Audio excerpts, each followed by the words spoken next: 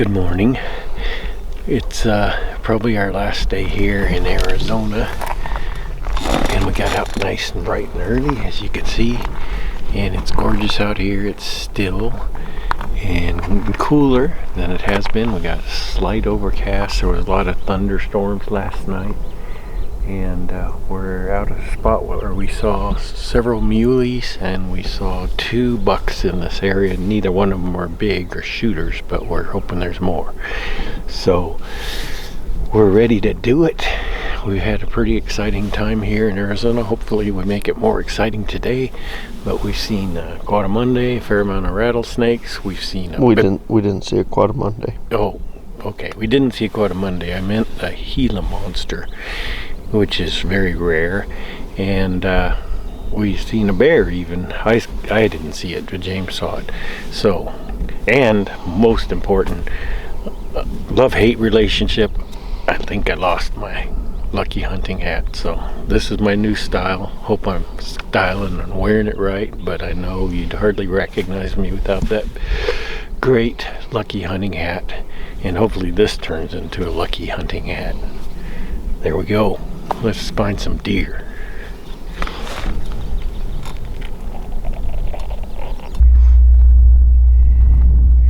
So James, why don't you tell me about your site selection for this glassing here? Well, it was pretty good until I started getting yipped at, and then I realized I was sitting right on a gosh dang friggin' fire ant hill. I got bit twice.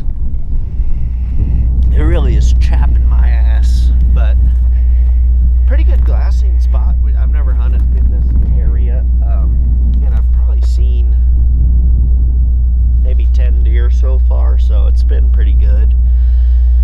Still looking for a bucksky, only seen doziers so far, but got bit by a few ants, but we're gonna keep glassing. It's a little cooler today, which is nice. Deer are still moving. I just saw one. So we're gonna keep looking and hopefully find a bucksky. See what happens. Remember the other day when you were sitting in the blind and I was trying to figure out something to do?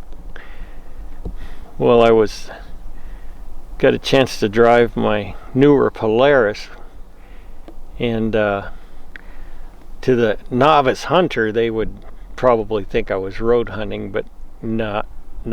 I'm not a road hunter. I was strictly looking for places to glass, high points to glass off of. But I discovered some really neat stuff on the Polaris. I don't think you know about it.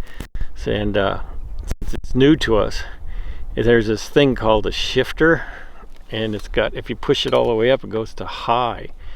And I found out when I was driving it that it's got another position right below that. It's called low. And that frickin' low position works pretty good in rough terrain. I think you call it technical stuff. And it doesn't smoke the belt, and the belt doesn't get hot. And believe it or not, when you go through that technical stuff, it is actually a lot smoother when you go a little slower through the technical stuff.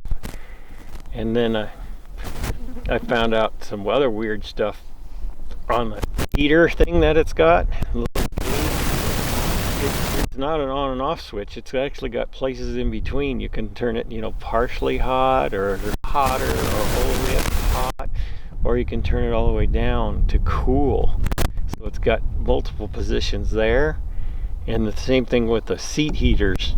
I found out that it doesn't have to be all the way on high. You can actually click it down to put it medium and low and then off. It's got more positions. It's really neat.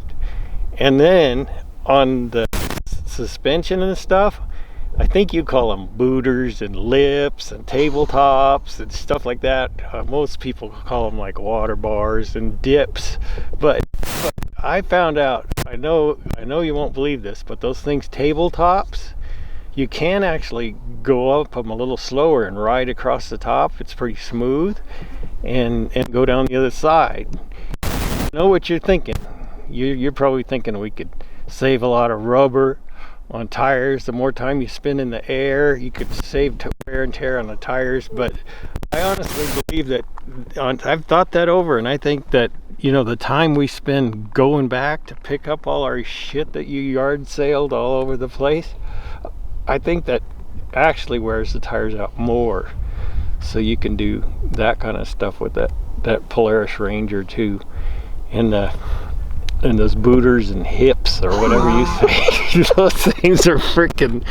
Those things, you don't have to hit them at 90. You can slow down, and by the time you get there, your neck doesn't hurt, and your Polaris is still in one piece, and there's not hundreds of miles of dust behind you, and it's some pretty neat things. And then even too, these two things on the floor, the one called the throttle, those things too, they aren't like on and off. You can actually, you give it a little throttle, a little more throttle, a little less throttle, and the braking, you don't, it's not an on off deal. You can actually temper it a little bit, and you don't have to slam up against the windshield. And those seat belts, I found out, really are not a painful, torturous device that digs into your shoulders all the time when you're ripping around. If you go a little slower, they're pretty comfortable seat belts.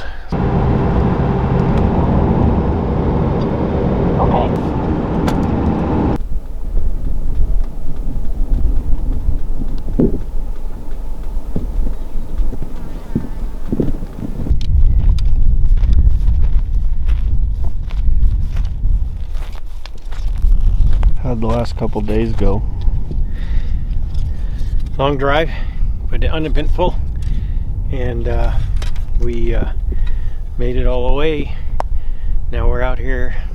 We got some good insight on where the big bucks are, and we're gonna give it a shot. We're found some good glassing spots. Big country, really big country. So different than we're used to hunting. A lot of flats. But we found an elevated spot, and we're going to take advantage of it and see if we can see some big bucks. So like Tove said, it's our first full day out here in New Mexico. We got today and tomorrow to kind of learn the area, hopefully locate some bucks before the hunt starts on Wednesday the 1st. So out here getting some practice shots in. It's 2 p.m. so it's like midday, and so we're glassing and getting practice in. But if you look, basically there's these rock rims and then a bunch of flat. So what we're doing is we're getting on these high points and glassing out into the flats and trying to locate deer. So that's what we're doing, and we're also shooting. So go ahead and get behind me like we're shooting a deer here, and let's see if we can't put one right in the pump station. Oh, by the way, look at this hat. Go ahead and leave a comment what you think of the hat. It's nice because it's malleable, so I can shade myself when glassing, so it's a pretty nice hat. Looks badass too.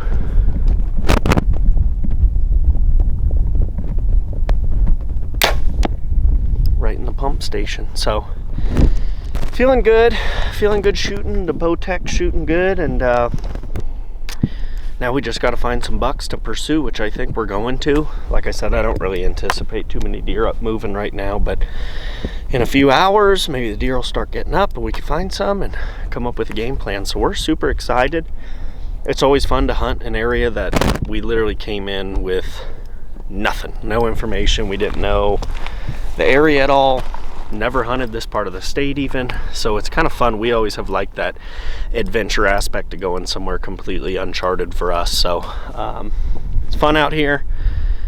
For some reason it's hot, but the temperature, it feels more mild than Arizona, which is kind of nice. So we're gonna keep shooting, keep glassing, and we'll let you guys know what else we get into this afternoon. That wraps up our first day scouting here in New Mexico. Unfortunately, we glassed our eyeballs out, tried really hard. We did find good vantage points, but we weren't able to locate a single deer, so that's a little bit unfortunate. But we have one more day tomorrow to scout, and then the season starts the following day. So we have a little bit of a different game plan tomorrow. We're going to go out, hopefully this time find some deer, and go from there. So thank you guys for watching the videos from Arizona, and now the videos coming from New Mexico. So be sure to like and subscribe so you catch all the videos, and we'll see you in the next one.